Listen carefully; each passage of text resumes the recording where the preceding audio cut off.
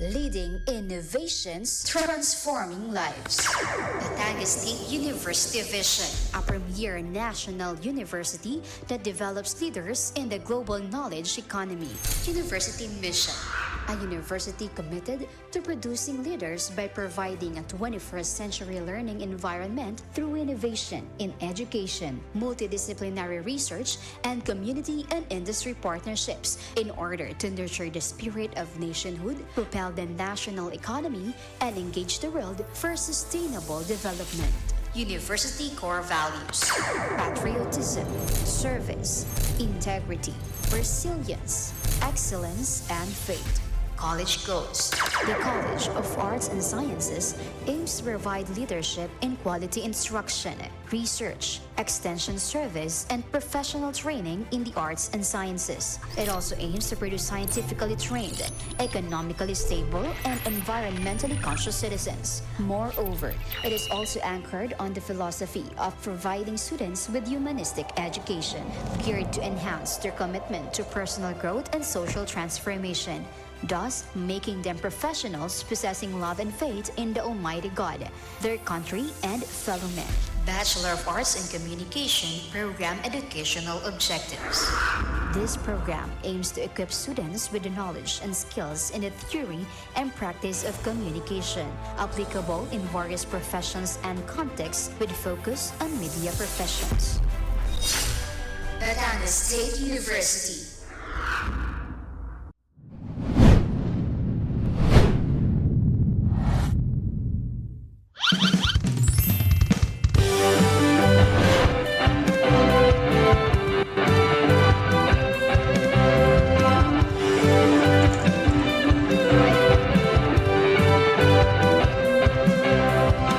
Halika na, ika'y sumama.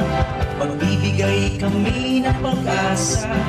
Tutulong sa masa, bawat oras ay nakaangka. Iangat ang tinig ng kabataan, dami ng himig ng karagatan. Sa 96.5, sa 96.5, sa 96.5, the boys and rhythm of the sea.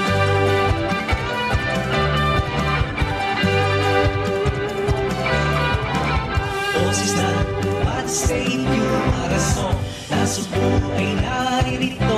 Papanahon, makabago at totoo. Ang hati, nasa bisyo para sa inyo. Isyo na bayan, talakayin at pag-usapan. Nangungunang radyo number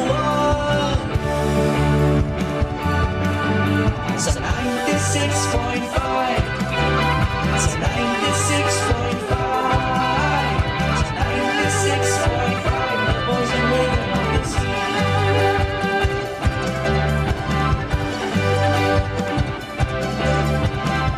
Iangat ang tinig ng kabataan, dami ng himig ng karagatan. 96.5, the boys and rhythm of the sea. 96.5, the boys and rhythm of the sea. 96.5,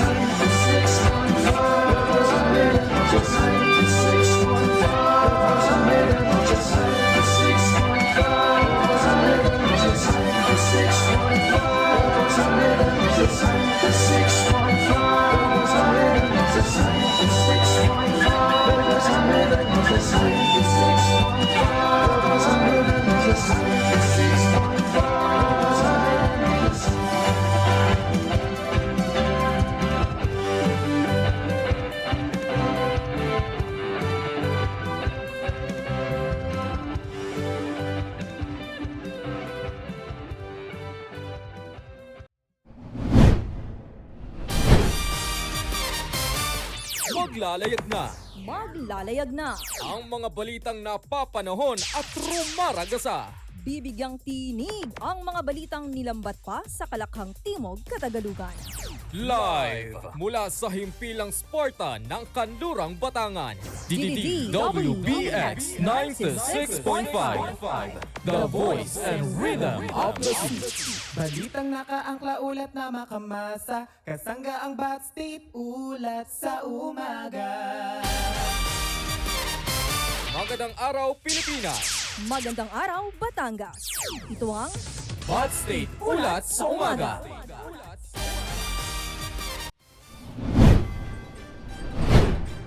Magandang umaga, Pilipinas! Magandang umaga, Batangas! Mula dito sa himpilan ng Kanlurang Batangan, ito ang Bud State Ulat sa Umaga. Bud State Ulat sa Umaga. Pinaka napapanahon at pinakabagong mga balita. Atigyan sa inyo ng buong puwersa ng DWBX 96.5, The Voice and Rhythm of the Sea. Bud State Ulat sa Umaga. At kayo nga po ay nakikinig ngayong araw ng Miyerkules, ika-22 ng Enero 2025, kasama sa tapat at totoong pagbabalita, Lenny Ilaw. Bud State Ulat sa Umaga. At kayo nga ay nakikinig sa inyong nag-iinsang himpilan ng Batangas State University Aras of Nasugbu.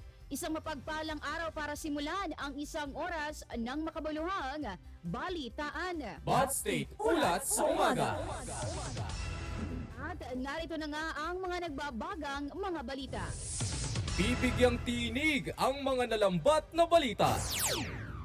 Grade 4 student mula Batangas nag-uwi ng gintong medalya sa Pilipinas sa katatapos na World International Mathematical Olympiad Finals.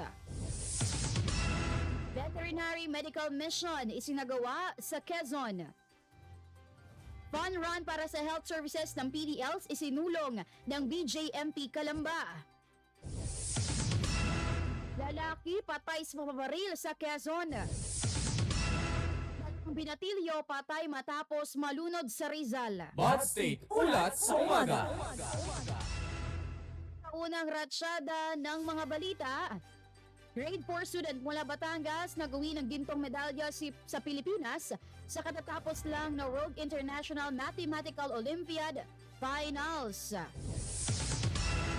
Muling pinatunayan ng batang Pinoy ang galing sa larangan ng matematika matapos magtagumpay sa World International Mathematical Olympiad o WIMO Finals na ginanap sa Shenzhen, China.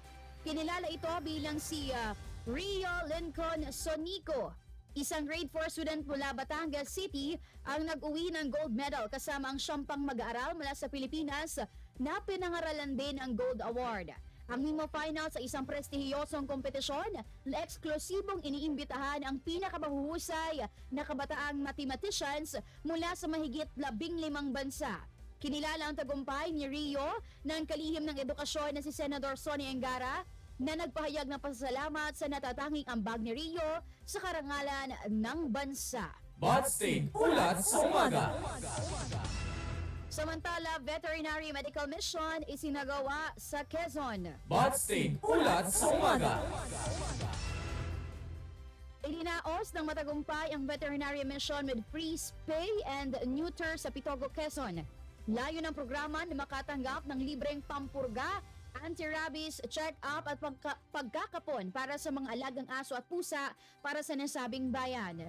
Samantala, pinangunahan naman ni Dr. Philip Augustus Maristela at Dr. Camille Kalaykay ang Vet Medical Mission.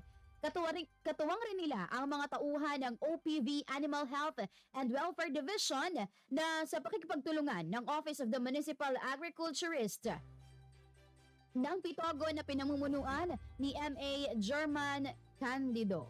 Bud State Ulat sa Umaga.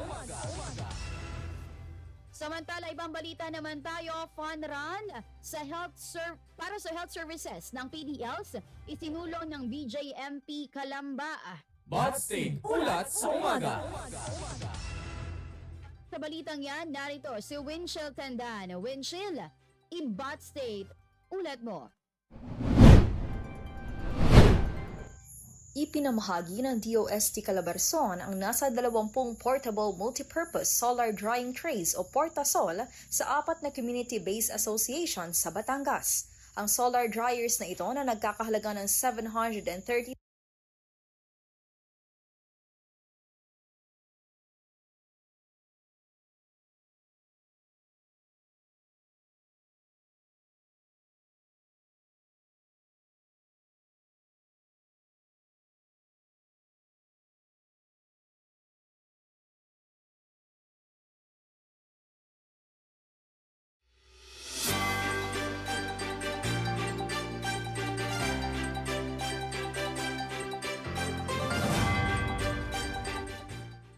Muli, fun run para sa health services ng PDLs isinulong ng BJMP Kalamba. Bot State Ulat sa Umaga. Nabahagi ang nasa humigit ng 1,353 civilian at uniformed personnels sa fun run na naglalayong makalikom ng pondo para sa health services ng PDLs o Person Deprived of Liberty sa Calamba City, Kamakailan. Ayon kay Jail Chief Superintendent Hilbert Flor, BJMP Region 4A Director, inorganisa ng ahensya ang aktibidad na ito para sa mga PDL na nagpapagamot sa infirmary ng BJMP. Anya, bigyang halaga ang fun run hindi lamang upang i-enjoy ang physical activity, kundi upang ipakita ang pakikiisa sa mga taong naharap sa hamon ng kalusugan. Alinsunod sa advokasya ng BJMP para sa mas malusog na pamumuhay ng mga PDL, nakatanggap ang Jail Bureau ng suporta mula sa ilang ahensya ng gobyerno, kabilang ang Philippine Coast Guard, Philippine Public Safety Academy, Bureau of Fire Protection at PNP Special Action Force.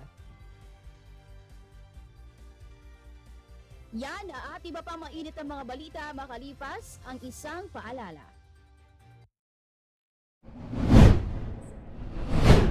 Biktima ng fake news o hindi sinasadyang nakakapagpakalat ng mga ito sa social media? Dahil sa dami ng mga impormasyong kumakalat sa social media, hindi maitatangging lumalaganap na rin ang mga fake news. Kaya't huwag agad maniniwala sa mga impormasyong kumakalat ngayon. Panahon na upang magkaroon tayo ng kaalaman upang hindi tayo mabiktima ng mga maling impormasyon. Narito ang mga bagay na dapat mong tandaan at isaalang-alang bago tayo magbahagi ng mga impormasyon sa social media. Una, basahing mabuti ang impormasyong nilalaman at kung paano nakalap ang balita. Pangalawa, alamin kung anong news outlet o sinong manunulat ang naglathala nito.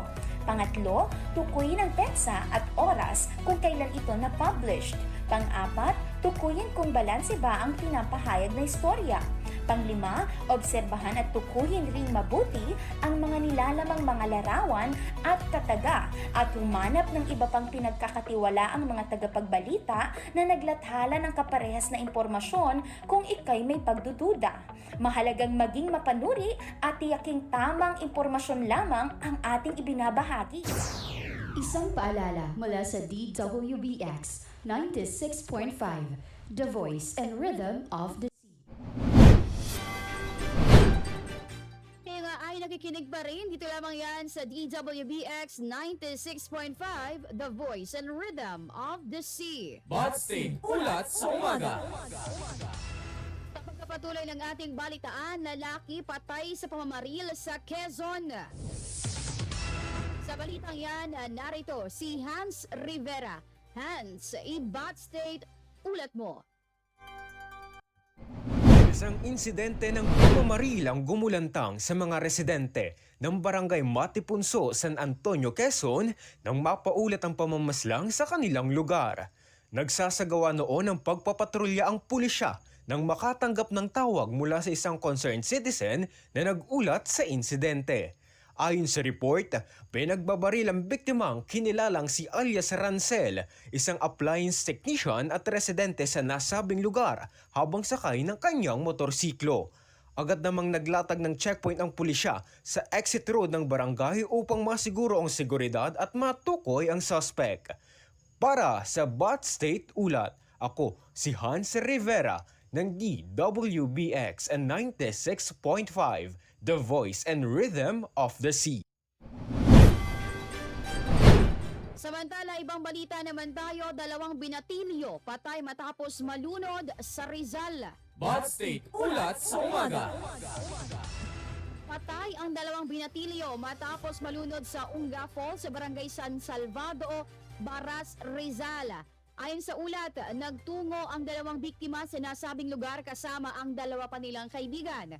Sa kabila ng babala tungkol sa uneven depth ng tubig, tumalon si Elias James at nahirapan itong lumangoy na agad namang sinatuluhan ni Elias John. Ngunit pareho silang nalunod at binawian ng buhay.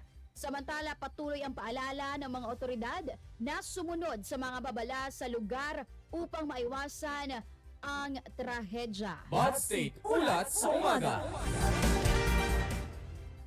Yan nga po ang unang pasada ng mga balita Sa aming pagbabalik, hatid naman namin sa inyo ang ikalawang bugso ng mga balita. Kaya naman manatiling nakatutok. Dito lamang yan sa DWBX 96.5, The Voice and Rhythm of the Sea. Ako'y may kahandaan, kaya't ako'y walang alinlangan. Narito ang ilang tagubilin sa oras ng lindol. Ang lindol ay isang sakuna na nagmumula sa pagyanig at pagbibitak-bitak ng lupa. Maraming pinsala at panganib ang maaaring gawin nito. Kaya't dapat alam natin kung anong mga hakbang ang nararapat nating gawin bago at pagkatapos ng lindol. Maghanda ng isang bag laman ng pangunahing pangangailangan na maaaring bitbitin sa oras ng pagyanig gaya ng mga delata, noodles, bigas, tubig, gamot at iba pa.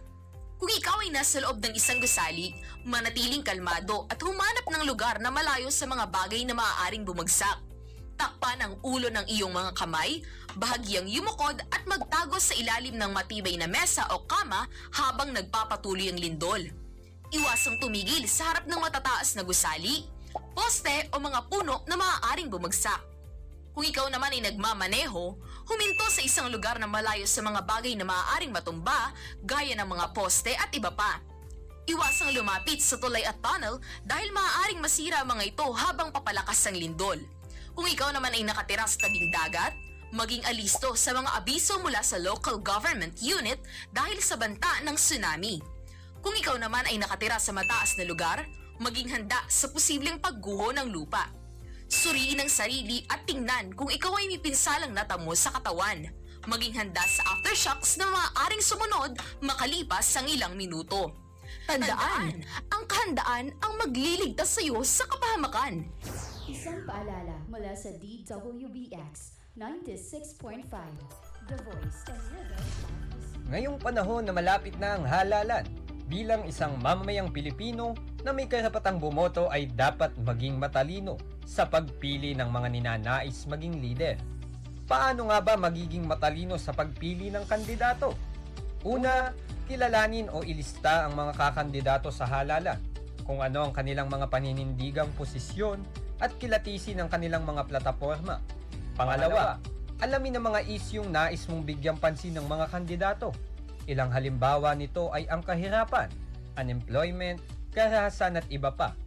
Pangatlo, kilalanin ang mga kakandidato sa paraang pag-attend ng mga pagpupulong ng komunidad, panonood ng mga debate at public discussion ng mga kandidato, at alamin ang educational attainment at leadership background ng bawat kandidato. Pang-apat, ay salain ang lahat ng naitalang impormasyon na iyong nakalap at pagkatapos nito, ay madali mo nang mapipili ang iyong nais iboto. Maging matalino sa pagboto, ang ating karapatan, gamitin ng wasto. Isang paalala mula sa DWBX 96.5, The Voice and Rhythm of the Sea. Oras natin, 9 minuto bago mag-alas 9 ng umaga. Bot State Ulat sa Umaga. At kayo nga ay nakatutok pa rin, dito lamang yan sa DWBX 96.5, The Voice and Rhythm of the Sea. Bot State Ulat sa Umaga. At hindi na natin patatagalin pa, narito na ang ikalawang pasada ng mga balita. Bibigyang tinig ang mga nalambat na balita. Portasol Solar Drying Trays handog sa ilang asosasyon sa Batangas. Most wanted person ng Laguna arestado. Para sa balitang U-Wide, aplikasyon para sa mga nagnanais maging student assistants muling binuksan sa Bat State U Arasof Nasugbu Campus. Para sa balitang sports, Boston Celtics pinatumba ang Golden State Warriors sa 40-point blowout victory. Bot State Ulat sa Umaga. Para sa pagpapatuloy ng balitaan, Portasol Solar Drying Trays handog sa ilang asosasyon sa Batangas. Para sa balitang yan, narito si Winchill Tendan. Winchill, i-Bot State. Ulat mo.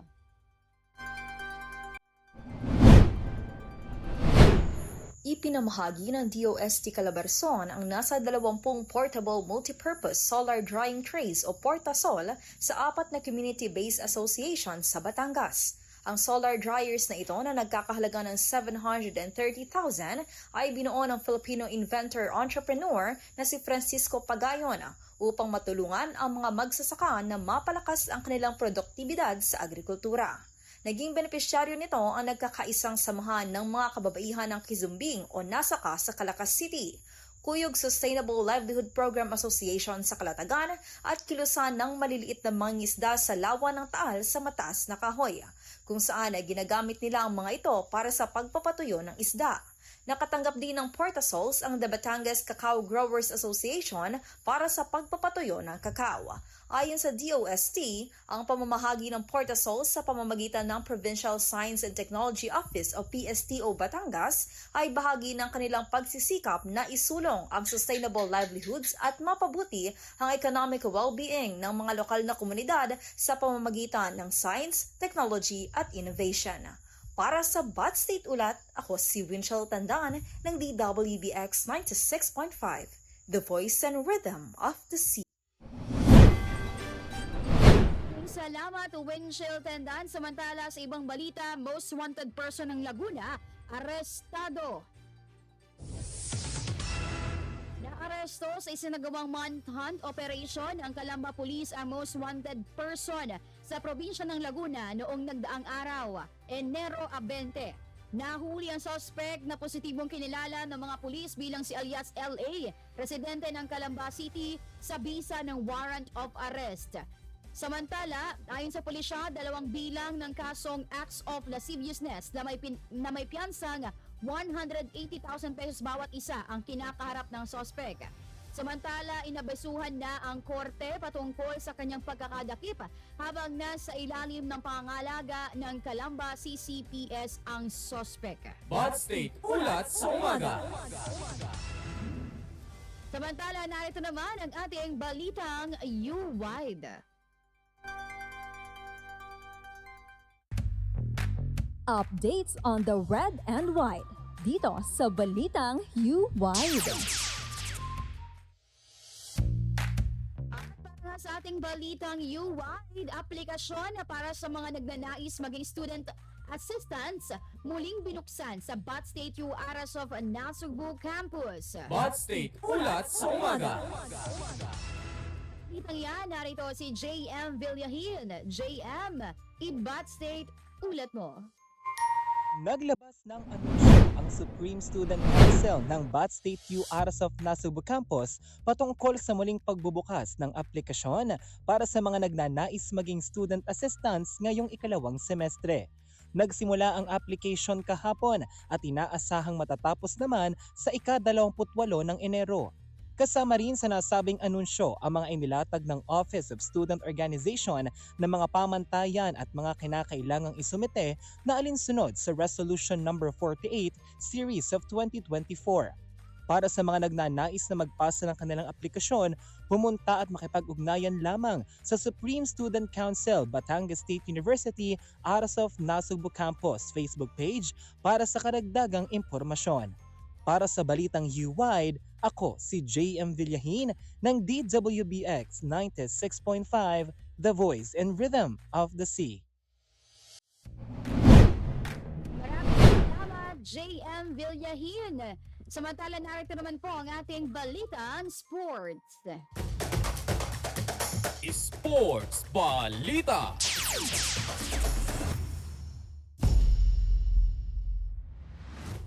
At para nga sa ating sports balita, Boston Celtics pinatumba ang Golden State Warriors sa 40-point blowout victory. Bat State Ulat sa Umaga. Para sa balitang yan, narito naman si Marwin Gonzalez. Marwin, i-Bat State, ulat mo. Natalo ang Golden State Warriors ng defending champion Boston Celtics sa isang one-sided na laban sa score na 125-85. Sa unang quarter pa lamang ay iniwan na ng Celtics ang Warriors sa likod ng 11 points deficit sa score na 29-18. Natuluyan pang lumobo sa buong laro. Pagsapit ng third quarter, umabot na sa 34 na puntos ang lamang ng Boston dahilan upang dominahin nila ang laban hanggang dulo. Pinangunahan ng Big Three ng Celtics na sina Jaylen Brown, Kristaps Porzingis at Jason Tatum ang opensa ng koponan. Sa loob ng mas mababa sa 30 minutong paglalaro, nagtala si Tatum ng 22 points, 18 points naman kay Porzingis at 17 points naman kay Brown bago pa man sila ipahinga sa huling bahagi ng laro. Samantala, nahirapan si Stephen Curry na magpakawala ng puntos at nilimitahan lamang sa 18 habang 13 puntos ang naitala ng bench player na si Moses Moody. Bagamat nagkaroon ng magkasunod na panalo ang Warriors laban sa Minnesota Timberwolves at Washington Wizards, bumagsak ang kanilang record sa 21-21. Para sa Boston, ito ang kanilang ika-30 panalo ngayong season. Napanatili rin nila ang 13 talo sa kanilang record. Para sa Sports Balita, ako si Maureen Gonzalez ng DWBX 96.5, The Voice and Rhythm of the Sea. Salamat, Marvin Gonzalez. Narito naman po ang ating ulat panahon. Bot State Ulat sa Umaga. Ngayong araw po ng Miyerkules, magdadala ng mga maulap na kalangitan at kalat-kalat na pag-ulan ang northeast monsoon o hanging amihan sa Bicol at Quezon. Samantala, makakaranas din ng mga mahinang pag-ulan sa Aurora, Cagayan Valley, Marinduque at Oriental Mindoro. Sa nalalabing bahagi naman ng Luzon, kabilang ng Batangas, generally fair weather condition po at isolated na pag-ulan ang maaaring maranasan. Samantala, maaari ring makaranas ng kalat-kalat na pag-ulan sa Visayas, partikular na sa northern at eastern Samar dala ng shear line. Sa Mindanao naman, partikular na sa Dinagat Islands, Surigao del Sur at Surigao del Norte, nakakaapekto ang easterlies at magdadala ng mga pag-ulan. Sa nalalabing bahagi ng bansa, maaaring asahan ng maliwalas na panahon at localized thunderstorms sa hapon. Wala namang nakataas na gale warning sa anumang baybayin sa bansa kung kaya pumalaya makakapamalaot ang ating mga kababayan. Subalit pag-iingat pa rin ang paalala lalo na kung may mga thunderstorms na maaaring magpalakas ng alon. Ang araw ay sumikat dito sa Batangas kaninang 6:24 ng umaga at inaasahang lulubog mamayang 5:51 ng hapon. Bot State Ulat sa Umaga. Para sa ating latest foreign exchange rate update para sa palitan ng piso kontra US dollars, 58.53. Canadian dollar, 40.91. Singaporean dollar, 43.16. Saudi Riyal, 15.60. Euro, 60.98. Chinese Yuan, 8.04. At Japanese Yen, 38 centavos. Bot State Ulat sa Umaga. Yan ang mga balitang nakalap namin sa buong magdamag. Pinaka-napapanahon, pinaka-bagong mga balita. Atin sa inyo ng buong puwersa ng DWBX 96.5, The Voice and Rhythm of the Sea. Bot State Ulat sa Umaga. Salamat po sa lahat na nakitutok sa atin. Isang malakas na shout out muna sa ating mga commenters. Ayan, kay Jeremy, kay JM at kay Marvin. Magandang umaga sa inyong lahat at sa lahat na nakikinig sa ating Facebook page live at saka syempre sa ating radio frequency 96.5. Para sa mga nais makita at makita pa ang iba nating mga tawag dito, ang ating mga posters, ang ating mga posting sa ating social media at iba pang pakulo dito ay tutok lamang po mag-like, subscribe, follow sa ating mga social media accounts. Facebook, YouTube, and TikTok at DWBX 96.5. Bot State Ulat sa Umaga. Magkita-kita po tayo muli bukas, alas 8 ng umaga hanggang alas 9 ng umaga para sa mainit na balitaang hatid ng Bot State Ulat sa Umaga. Bot State Ulat sa Umaga. Muli ako po yung naging kabalitaan, Lenny Ilaw. At manatiling nakatutok dahil susunod na po ang Best of OPM Love Songs Pusong Ko To. Kaya naman kung kayo po yung mga song request ay pwede po kayo mag-comment mamaya sa ating live o kaya naman mag-message sa ating Facebook page para mabasa po ni DJ BB at syempre ma-play po natin yung mga requested OPM songs ninyo. Again, natiling nakatutok dahil magbabalik pa ang DWBX 96.5, The Voice and Rhythm of the Sea. First Division, a premier national university that develops leaders in the global knowledge economy. University Mission, a university committed to producing leaders by providing a 21st century learning environment through innovation in education, multidisciplinary research, and community and industry partnerships in order to nurture the spirit of nationhood, propel the national economy, and engage the world for sustainable development. University core values: patriotism, service, integrity, resilience, excellence, and faith. College goals.